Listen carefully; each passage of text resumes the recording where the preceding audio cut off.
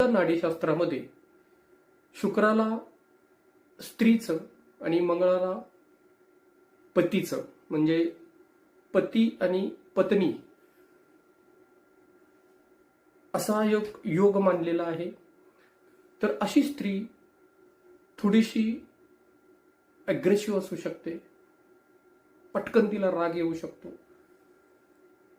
पटकन ती भडकू शकते. असं आहे. मंगळ म्हणजे नवरा. अशा जातिकेचा नवरा हा धनवान असू शकतो.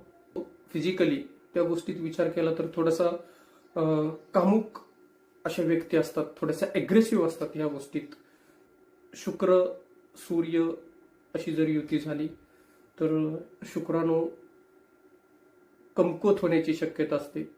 शुक्र मंगळ ही युती बघत असताना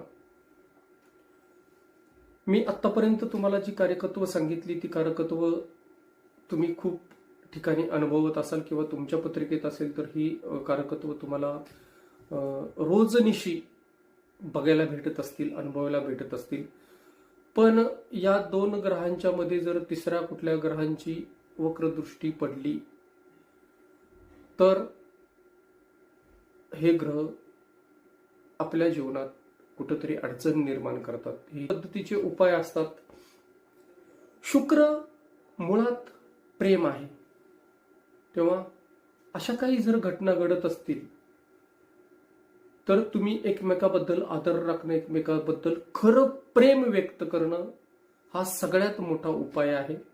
जर अशा युतीमध्ये तुमच्या घरात जर वादविवाद होत असतील, क्लेश होत असतील, तुम्ही एकमेकाच्या सातत्यानं भांडण करत असाल किंवा तुमचं वैचारिक दृष्टिकोनातून पटत नसेल तर मुळात तुम्ही एकमेकाचा आदर करायला शिकणं खूप गरजेचं आहे. शुक्र प्रेम आहे. हा उपाय करण्यासाठी कुठं जावं लागतं, कुठली देवता आहे, हे कशापासून उत्पन्न होतं आणि हे कुठं थांबतं याचे उपाय तुम्हाला मी नक्कीच सांगतो.